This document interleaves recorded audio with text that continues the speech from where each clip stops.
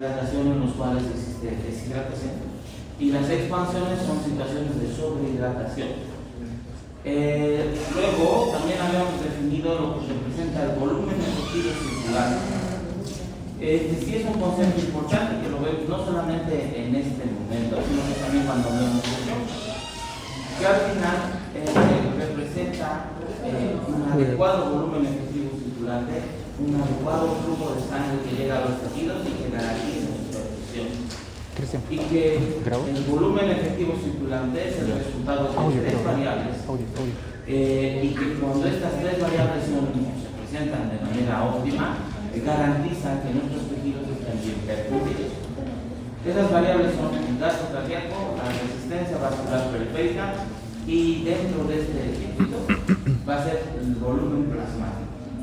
Esos tres componentes garantizan que nuestros tejidos reciban un adecuado volumen de sangre.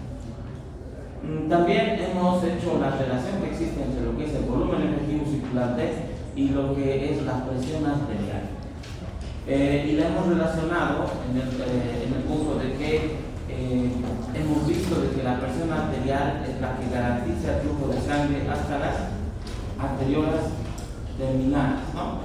Parte de la macrohemodinamia. Y cuando hablamos de presión arterial, también vamos a referirnos a un buen volumen efectivo circulante. Por eso la relación que existe entre conseguir valores de presión arterial dentro de valores normales que nos hacen pensar que la perfusión de nuestros tejidos también van a estar dentro de valores normales. Es la relación química que siempre hacemos, ¿no? Conseguir normotensión para garantizar perfusión. De la misma forma que la presión arterial media, es el resultado de dos de estas variables de lo que hemos visto el volumen efectivo circulante, es el gasto cardíaco y la resistencia vascular periférica, y el único que no está ahí es el volumen plasmático. Algo también importante es que el volumen efectivo circulante, que no hemos visto, también es el resultado de, pues proporcionalmente, relacionado a una adecuada presión arterial por un lado, y también está relacionado a la distensibilidad arterial. Esto creo que tal vez lo han visto en la parte, o lo van a ver en la parte. Un paciente hipertenso, la percepción que tenemos es que la distensibilidad arterial está aumentada o disminuida. Hipertenso, de tiempo, aterosclerótico, las arterias van a estar rígidas. La distensibilidad va a estar disminuida. Para contrarrestar esta disminución de la distensibilidad arterial y garantizar el buen volumen efectivo circulante, debemos mejorar o aumentar nuestra presión arterial. Cuando ustedes ven a un paciente que es hipertenso, ¿van a seguir los mismos valores de presión para tratar de hidratarlo? No, porque sus valores van a estar generalmente más hacia más altos, ¿no? Incluso cuando diagnostiquemos shock, que no es sinónimo de hipotensión, pero cuando un paciente esté hipotenso, es decir, está choqueado, tendrá los mismos valores de hipotensión un paciente hipertenso que un paciente que no es hipertenso. No. Esta parte del volumen efectivo circulante va a ser mantenido gracias a un aumento de la presión arterial, casi toda la sistólica, en situaciones en las que la distensibilidad arterial está disminuida. Es algo importante, especialmente en los pacientes mayores, en los que debemos conseguir valores de presión arterial un poco más altos para garantizar un volumen efectivo circulante que pueda vencer la disminución de la distensibilidad arterial que puede tener y garantizar la perfusión de sus tejidos. Entonces, no, un paciente hipotenso que sea hipertenso, esperaremos llegar a 90 de sistólica para garantizar su perfusión o más. Un paciente que normalmente tenga valores, imagínense, de 150, 90. Hipertenso el paciente. Entonces, para garantizar su buen volumen efectivo circulante, estamos diciendo que para vencer la distensibilidad disminuida, tenemos que tener valores de presión arterial por encima de los valores normales. ¿Será que vamos a esperar a que esté por encima de 90 o menos su presión sistólica? Sí, menos presión arterial. Estamos diciendo que la presión arterial es el reflejo de la perfusión de nuestros tejidos. En un paciente que tenga disminución de la sensibilidad, que tenga arterias rígidas, el valor de presión arterial que vamos a considerar normal siempre va a ser más alto de 20. Esto para que cuando hablamos de síncope es importante en los pacientes mayores, cómo debemos garantizar una presión arterial que ya no es dentro de valores normales para una persona más joven. Tiene la finalidad de garantizar un buen volumen efectivo circular. Un paciente hipertenso, ¿será que ustedes le medican para que su presión esté 90, 60? No, ¿por qué? El 90, 60 es normal para nosotros, para él. No, va a ser entonces la presión va a ser baja. Y si es baja, va a afectar su perfusión. Su volumen efectivo circulante, por tanto va a afectar su perfusión. Y ese paciente, si está hipoperfundido, con esos valores de presión que para nosotros son normales, ¿será que puede tener un síncope, desmayarse, caerse? ¿Sí? ¿Será que va a tener hipoperfusión renal o problemas para producir diuresis? También, en los pacientes, en estos pacientes con arterias rígidas, entonces el volumen efectivo circulante se mantiene con valores de presión más altas. ¿Ya? ¿Qué más hemos visto? Del otro concepto estaba relacionada a la osmolaridad plasmática. ¿Quién es el que garantiza la osmolaridad plasmática? El sodio. Es el que más del 90% es el que representa la osmolaridad plasmática. Es el que está en mayor cantidad de media extracelular. Y ¿cuál es su finalidad al brindarnos la osmolaridad plasmática? Es el de ejercer ese juego de presiones que pueda ocasionar la fuga de líquido en uno u otro sentido.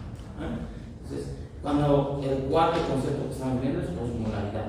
La osmolaridad plasmática está determinada principalmente por el sodio. ¿Quién más puede determinar la osmolaridad plasmática? Las proteínas. No. La No sé si ya habíamos visto una fórmula que está aquí. La glucosa. La glucosa. En situaciones fisiológicas no modifica grandemente la osmolaridad. Una glucosa que no supere los 200 va a dar muy pocos milimoles a la osmolaridad plasmática, pero sí en situaciones patológicas. ¿En qué situación patológica puede aumentar la osmolaridad plasmática? En la diabetes descompensada. Un valor muy alto de glucosa sí va a sumar a la osmolaridad plasmática junto al sodio y va a producir un estado hiperosmolar. Este juego de esta osmolaridad plasmática que determina el sodio puede tener dos extremos cuando se encuentra alterada. Por un lado, que la osmolaridad plasmática está aumentada, ¿no? Cuando el sodio está aumentado en el extracelular. Este aumento de la osmolaridad plasmática que va a ocasionar en ese juego de presiones en esos dos compartimentos que están separados. El intravascular, que tiene mucho sodio y que tiene mucha osmolaridad ahora, y el intracelular, que no tiene tan normal. Va a ser menos partículas osmóticas, una osmolaridad más baja va a tener. ¿Qué va a pasar con el fuego, la presión osmótica que jala agua en uno o en otro sentido? ¿A dónde va a ir el agua? Al intravascular. Al intravascular. ¿Y eso qué va a producir en las células? Deshidratación. Deshidratación celular. En el caso de la osmolaridad disminuida es lo contrario, ¿no? Que la cantidad de sodio en el plasma esté disminuida, va a bajar la osmolaridad plasmática y la presión osmótica va a ocasionar una presión que va a sacar el agua del extracelular, del intravascular, y lo va a llevar hacia el intracelular. Y eso va a ocasionar en la hipoosmolaridad edema celular. Una vez tengamos esos dos conceptos, veremos ahora cómo se regulan. Es algo también que en la anterior clase hemos visto. Estos dos conceptos son muy importantes cuando hablamos de la regulación de líquidos a nivel sistémico. Cuando hablamos de una regulación hídrica, hemos dicho que hay dos momentos, dos lugares en los cuales se regula. Uno de ellos es en la microhemodinámica, en la microcirculación, que es en los capilares. Y la regulación del ingreso de líquidos en los capilares lo va a dar, es una regulación local que lo da una célula. ¿Qué células son? El endotelio. El endotelio. Están ahí tapizando los capilares, las células endoteliales. Por un lado tenemos una regulación local en la microcirculación, que es la porción más distal de nuestro aparato cardiovascular, que va a tener la capacidad de estas células endoteliales de poder reclutar capilares en relación a sus necesidades. Es decir, pueden censar la necesidad de aumentar flujo sanguíneo y pueden abrir más capilares, o puede censar la necesidad de desviar la sangre a la circulación central y va a ocasionar el desreclutamiento de capilares, como lo hace en la piel, ¿no? Recuerdan que hemos dicho que había vasoconstricción periférica, ahí hay desreclutamiento capilar en la microcirculación de la periferia. Puede desviar el flujo de sangre en relación a sus necesidades, es una regulación local y es el resultado de la estimulación de las células endoteliales por diferentes metabolitos tóxicos, el pH, CO2, etcétera, van a estimular, abrir o cerrar sus capilares. En esta microcirculación es el lugar en el que se produce la filtración por un lado en el extremo capilar de los líquidos y por otro lado se produce la resorción de líquidos en el extremo venoso, ¿verdad? ¿Recuerdan qué presiones son las que facilitan la resorción de líquidos y la filtración de líquidos?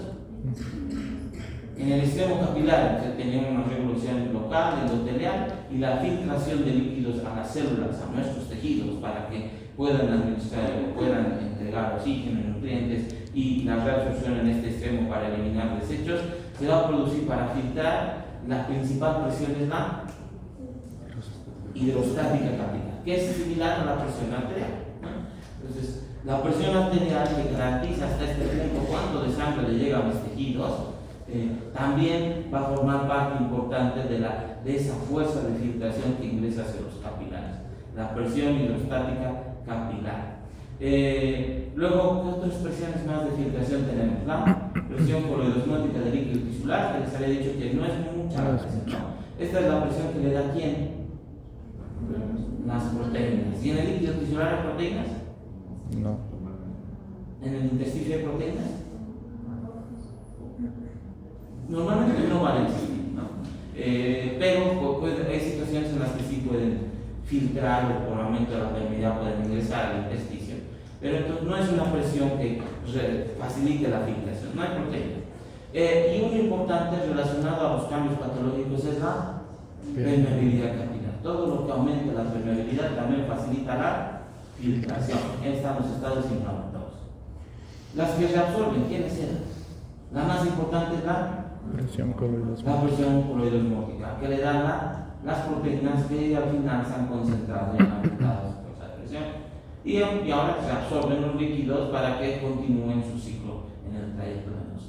Luego tenemos dos más: el flujo linfático, el drenaje linfático, que es un mecanismo más que todo de protección, y luego teníamos la presión hidrostática del espacio intersticial, el espacio tisular. Esta presión hidrostática es un valor alto, ¿no?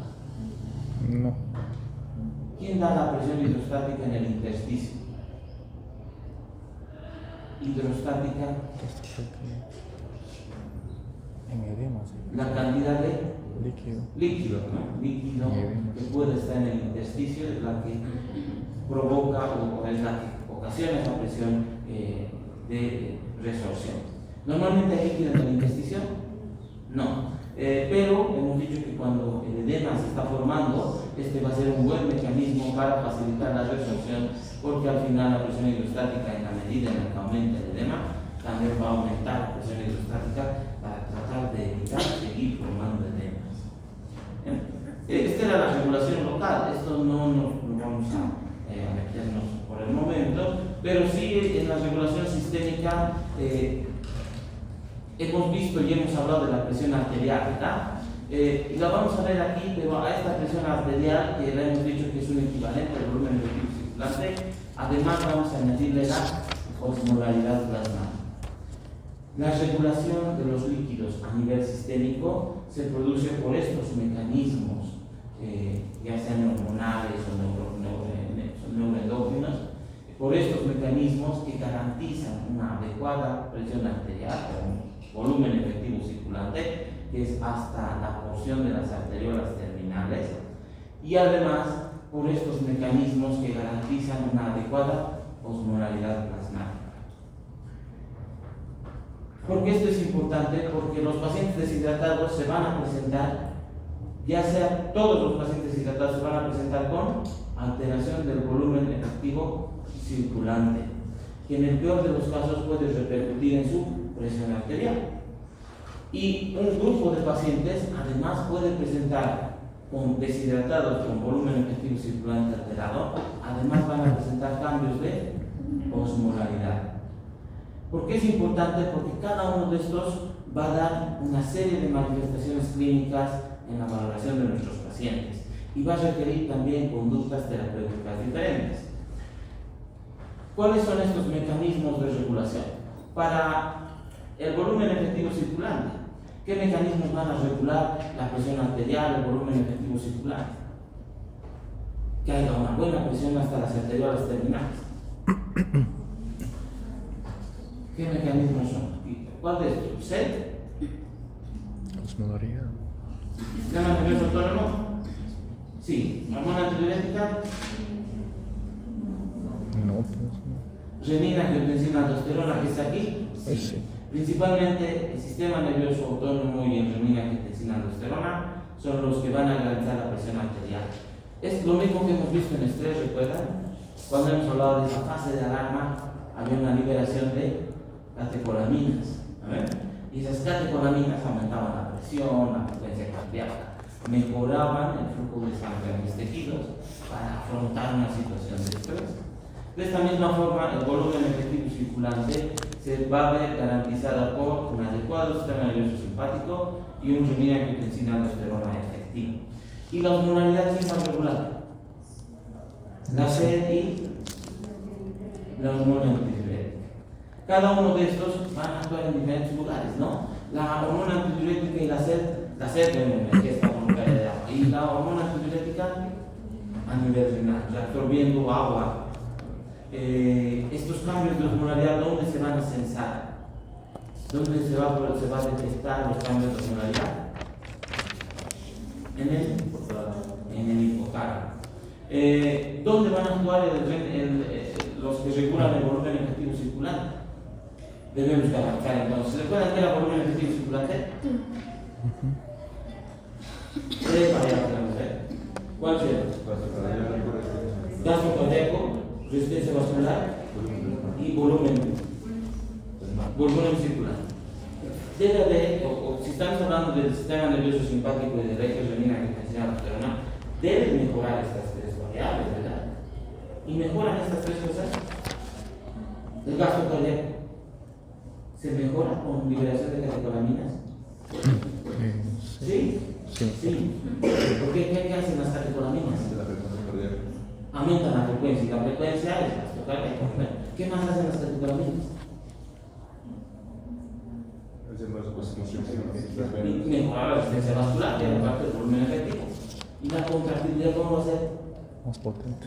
Aumenta la contractilidad del miocardio, por tanto también mejora el gasto cardíaco.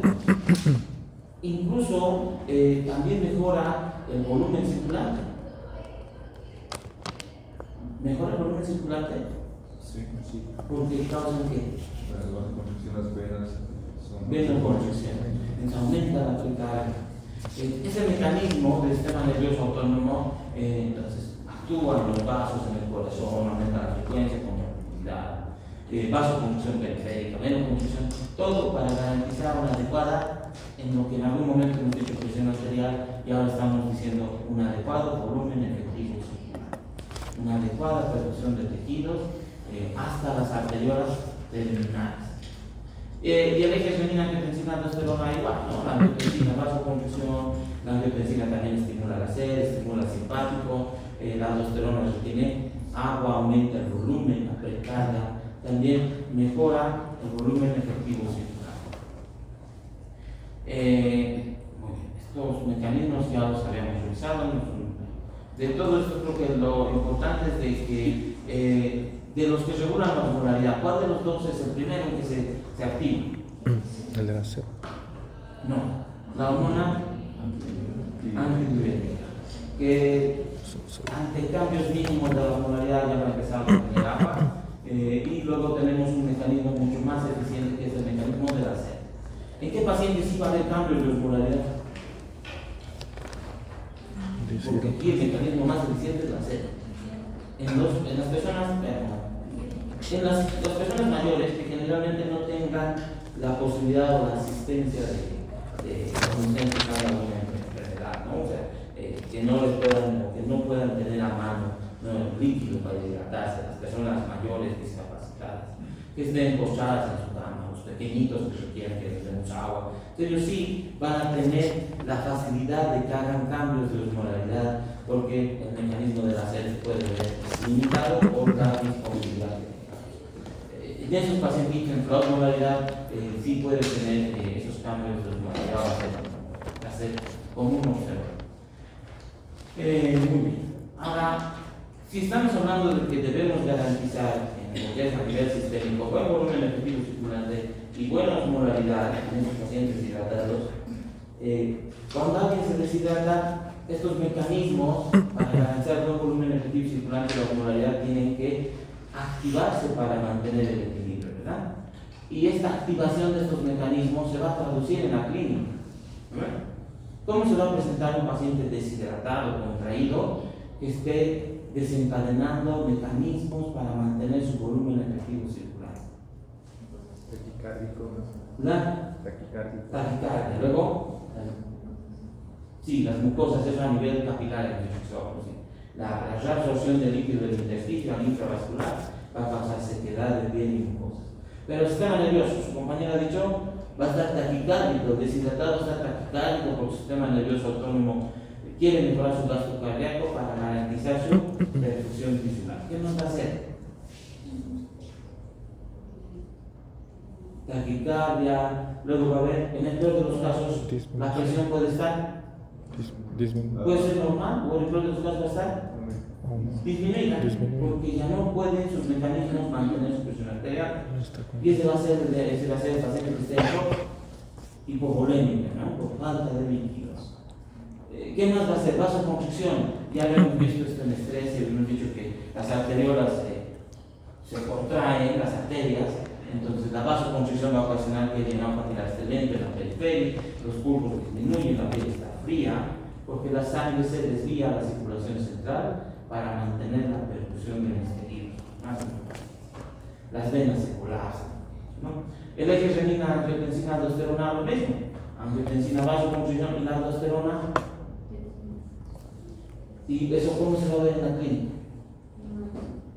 Oliguria. Hay que le pondrán una sonda y verán que no hay retorno, verán una orina muy colúrica que apenas se queda en el trayecto de la sonda vesical, y durante esas primeras horas no hay diuresis. Entonces, parte de esa respuesta de la aldosterona para tratar de mejorar el volumen efectivo, su presión arterial y garantizar la perfusión arterial.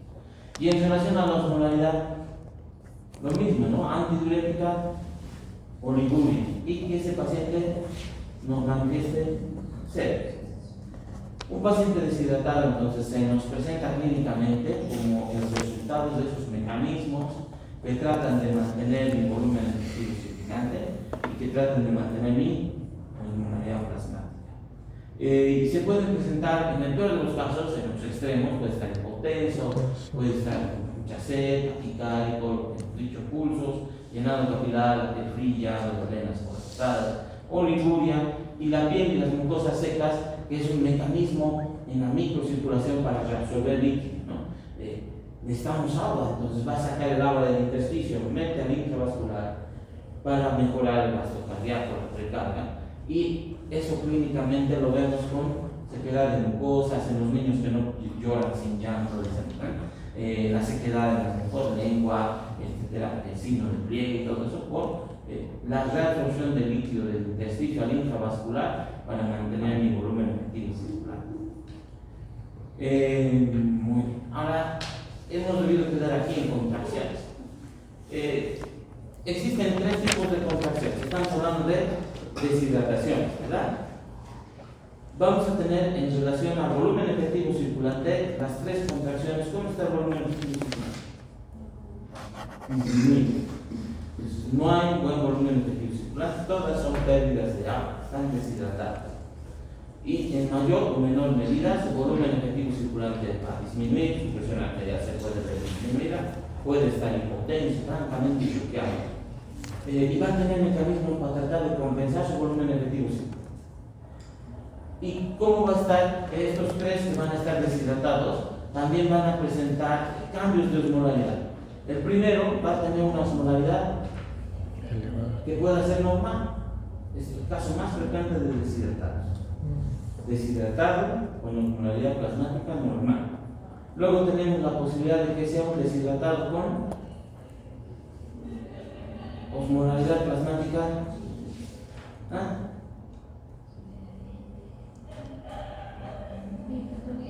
aumentada, que sería el hipertónico deshidratado con aumento de la osmolaridad plasmática, es decir, con sodio alto, el deshidratado con sodio sérico bajo y osmolaridad plasmática disminuida. Estos son los tres tipos de pacientes deshidratados que podemos encontrar. La mayoría de estos son, la mayoría o los más comunes van a ser los contraídos isotónicos. Los que no tengan cambios de osmolaridad. Pero en algún momento van a encontrar un deshidratado con sodio alterado. Y ahí veremos si es un contraído hipertónico o hipotónico. En los tres casos, voy a reunir los tres. En los tres casos, lo más importante siempre va a ser garantizar un buen. ¿Qué es más importante? ¿El volumen efectivo circulante o la osmolaridad para hacer tratamiento? El volumen efectivo circulante. El volumen efectivo circulante. En los tres casos, la prioridad es mantener el volumen efectivo circulante.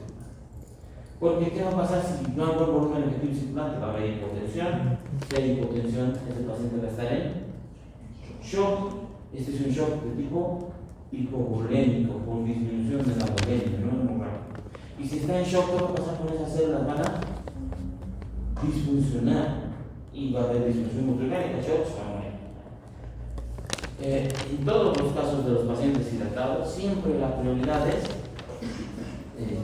garantizar un buen volumen efectivo circulante. ¿Cómo vamos a garantizar un buen volumen efectivo circulante? Con soluciones, ¿verdad? ¿Qué tipo de soluciones? Soluciones, dependiendo primero cristaloides. De los cristaloides, ¿cuáles son los que vamos a utilizar al inicio? Pueden utilizar la mayoría siempre nos dicen que son fisiológicos, ¿no? Pero podemos utilizar las balanceadas. ¿Cuáles son las balanceadas? ¿Por qué se llaman balanceadas? Bueno, son sí, el fisiológico, ¿cuántos equivalentes tiene?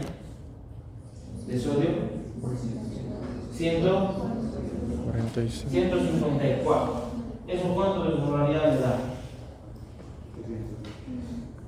308, ¿no? 154 por 2 es lo mismo que hacemos con la osmolaridad. Entonces, ¿el fisiológico es isotónico? ¿Es isotónico? No. En relación a nuestra osmolaridad, ¿es isotónico? No, es incluso un poquito hipertónico.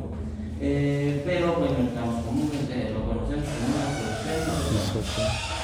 Las balanceadas tienen la ventaja de que la cantidad de cloro, cuando veamos ácido base, vamos a ver que hay grandes problemas con los estados en los que utilizamos grandes cantidades de soluciones con cloro.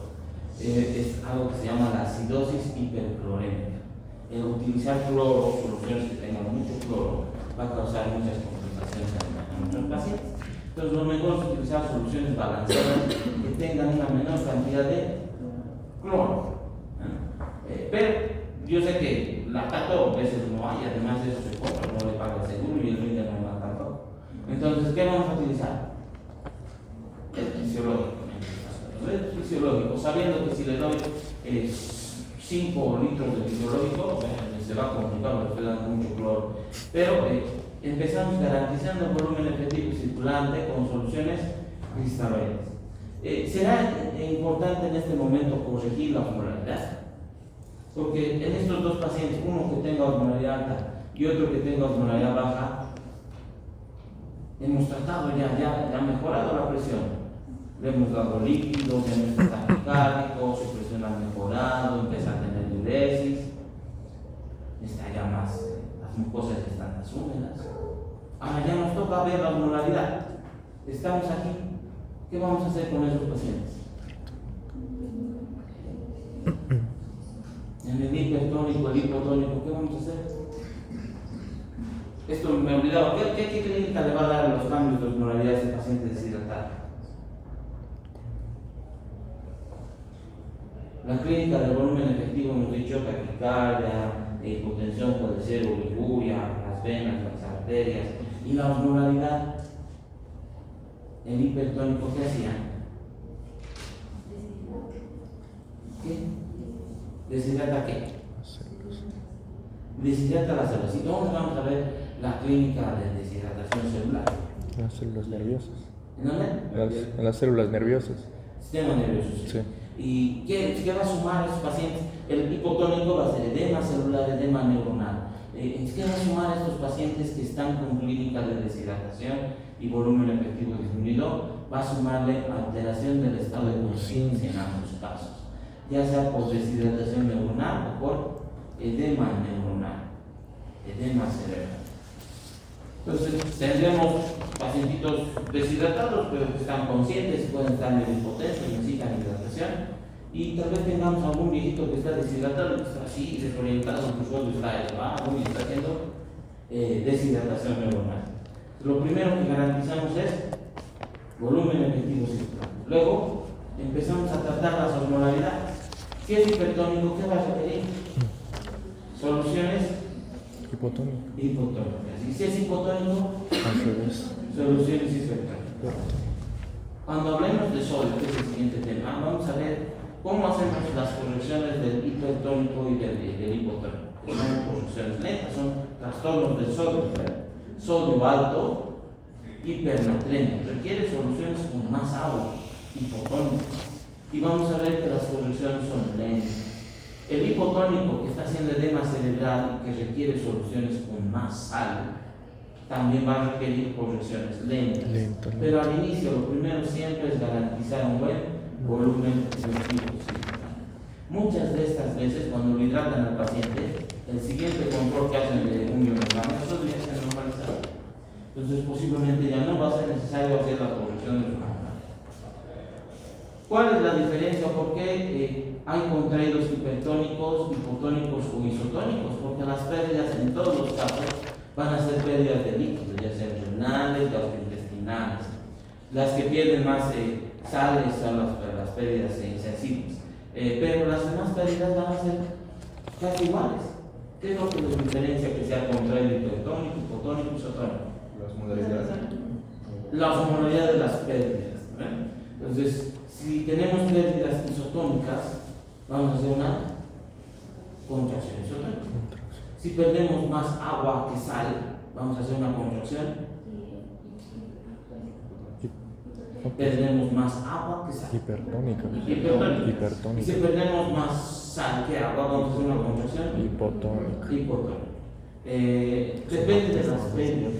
Y por eso les decía que hay algunos casos en los que sí uno espera, por ejemplo, en la diaforesis usa, en la contracción hipertónica, porque se pierde bastante agua más que sal por la diaforesis, pero nosotros, por ejemplo, los gastrointestinales o el uso de diuréticos, etc., las pérdidas van a estar relacionadas a qué es lo que ha perdido el paciente en mayor proporción.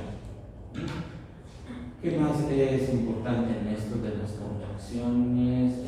Las conclusiones son las mismas que para ser retratadas. ¿Qué es lo primero? Corregir volumen efectivo circulante antes que la osmolaridad, perfundir, buena presión.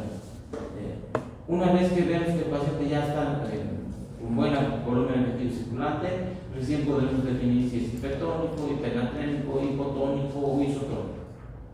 Y las manifestaciones del paciente contraído están relacionadas a sus mecanismos de compensación. Si quiero compensar el volumen efectivo, voy a ver clínica de esos mecanismos. Y si además está con cambios de osmolaridad, también veré clínica de esos mecanismos que tratan de regular su osmolaridad. Varias soluciones isotónicas.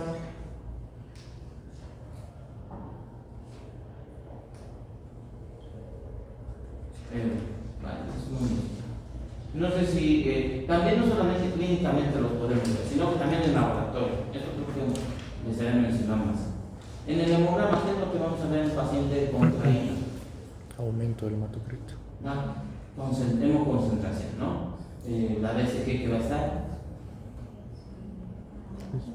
aumentada, disminuida. Aumentada. Va a haber un recuento más de grupos rojos en la concentración y la BCG va a estar disminuyendo.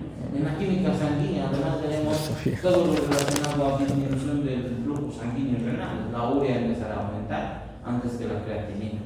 Es una lesión renal aguda renal, más urea que creatinina. Los cambios en los electrolitos que van a poder presentar. En el examen de orina, ¿qué es lo que podemos ver en un paciente contraído? Orina concentrada. Así el examen físico colúrico y en el examen físico, viene el examen microscópico, la densidad, la osmolaridad, ¿cómo estará? La osmolaridad está aumentada, la densidad va a estar aumentada porque es orina concentrada, ¿no? Estas cosas también podemos identificar en estos pacientes. No sé si hasta aquí está entendido esta parte de contraído. Sí. Sí, los pacientes hidratados. Entonces, ¿qué es lo primero siempre que van a indicar a un paciente? Que tenga volumen. Volumen. Ya sea por vía oral, los pequeñitos de pediatría que están con diarrea.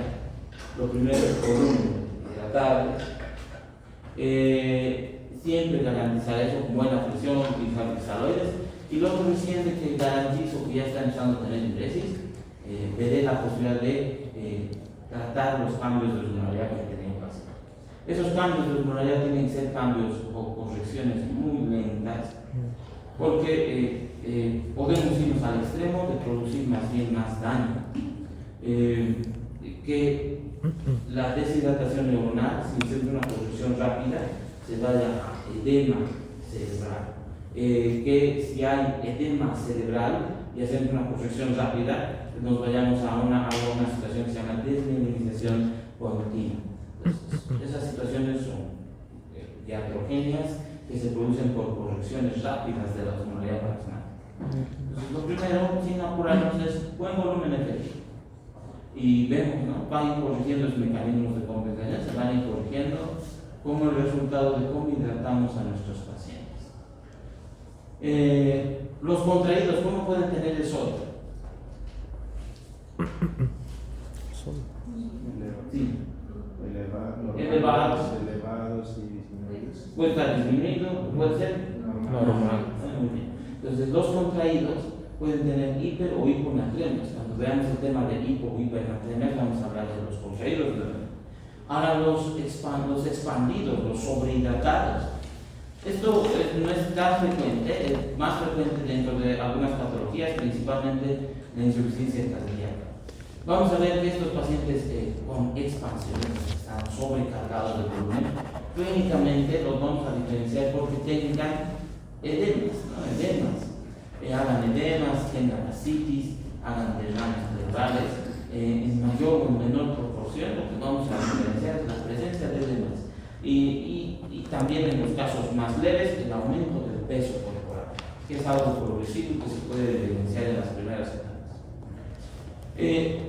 Estos pacientes expandidos o sobrehidratados los vamos a poder diferenciar según el contenido total de sodio.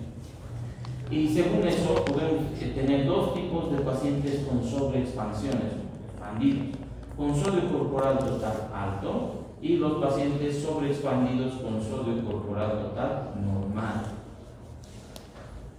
El paciente con sobreexpansión con sodio corporal alto tiene como mecanismo la ganancia de sodio, agua y sodio. Pero aquí hacemos énfasis en que va a haber también más sodio, va a ser más equilibrada los dos, agua y sodio. Y se va a presentar en el ionograma con un sodio normal o ligeramente aumentado en el sodio cero. Y el sobre expandido con sodio corporal normal es el que principalmente se va a producir por ganancia de agua, más que sodio, agua. Esto es cuando veamos en sodio, vamos a ver que hay trastornos en los que ganan pura agua. Ahí tenemos, no les voy a mandar el audio, hay algo que es la intoxicación acuosa asociada a la ingesta de cerveza, que es hidratar pura agua. Eso puede causar una sobreexpansión con sodio corporal total, más por ganancia de agua. En los pacientes psiquiátricos que tienen una polidipsia psicógena y la ingesta de agua pura también pueden ir a este extremo. Es más ganancia de agua. Y estos pacientes que tengan más ganancia de agua, el sodio sérico va a estar en el otro era normal o alto, en este va a estar Disminuido. Va a estar diluido. En estos pacientes el sodio corporal va a estar disminuido. La mayoría de estos dos casos, la más frecuente, va a ser los pacientes con sodio edematizados, con sodio corporal alto, que se produce por ganancia de sodio y de agua, los dos de manera equilibrada. Y estos pacientes van a ser aquellos que desarrollen, por un lado, el más frecuente va a ser la insuficiencia cardíaca. El paciente con insuficiencia cardíaca gana agua y sodio. ¿Qué es la insuficiencia cardíaca? ¿Qué define la función del corazón? El Gasto cardíaco. el gasto cardíaco. Entonces, la insuficiencia cardíaca es Disminución del gasto cardíaco. que el corazón no pueda mantener un gasto cardíaco eficiente o que lo mantenga pero aumentando presiones y volúmenes. Pero al final es que el corazón no pueda mantener un buen gasto cardíaco, no va a poder mantener presión, no va a poder mantener el flujo sanguíneo circulante de los tejidos. ¿Qué va a pasar con ese organismo? ¿Se va a dejar así? Hasta ahora hemos dicho, todos nuestros organismos siempre tienen formas de Compensación. adaptarse, de compensarse. No, va a tener que haber algo para mejorar su gasto cardíaco. ¿Y qué mecanismo creen que va a ser que va a mejorar su gasto cardíaco? Se activa. Relacionado a esto, ganancia de sodio y agua.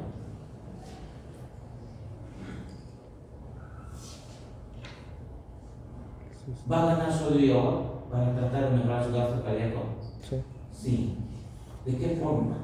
Se activa el sistema renina-angiotensina. Aldosterona. Luego, antidiurética La también. antidiurética. Todo para reabsorber agua, que tenga agua y sodio, mejorar la bulimia, mejorar la precarga y mejorar su gasto cardíaco. Es un mecanismo de defensa, pero al final este paciente está ganando sodio y agua, ¿verdad? Se está volviendo hipervolémico. ¿Será un mecanismo que se va a limitar en el tiempo? Se limita. Sí. ¿Esta ganancia de agua se va a limitar?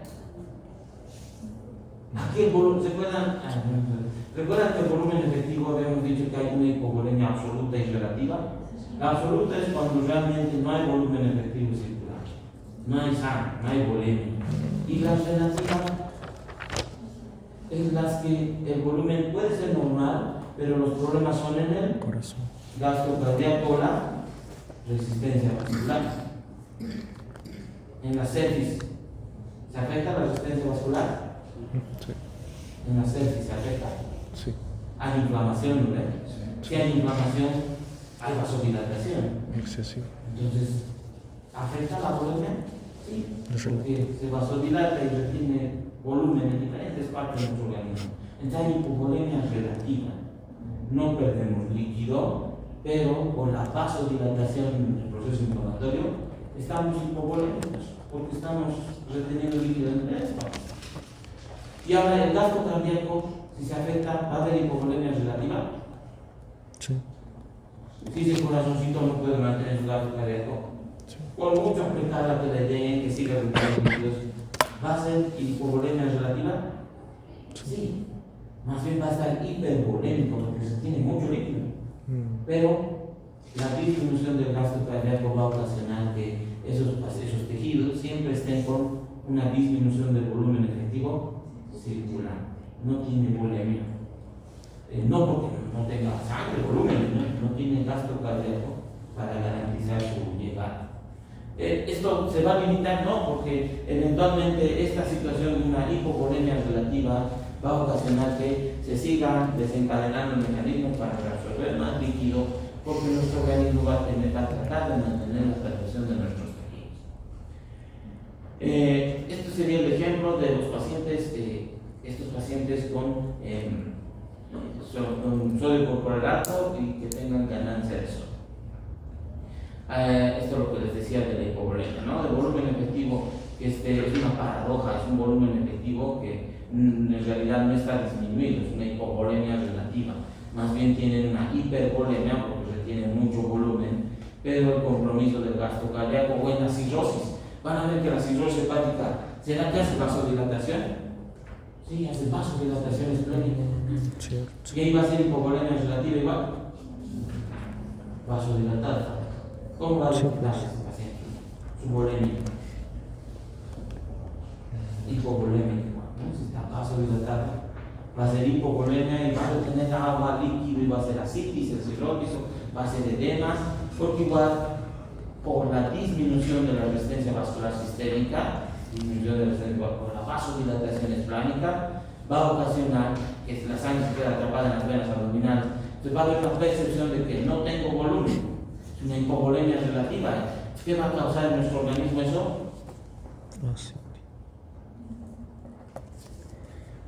¿Qué va a causar la hipovolemia? ¿Nos mantenemos hipovolémicos o va a haber mecanismos para mejorar el sodio? ¿Y qué va a hacer ese mecanismo? Va a retener más líquido, pero no está perdiendo volumen.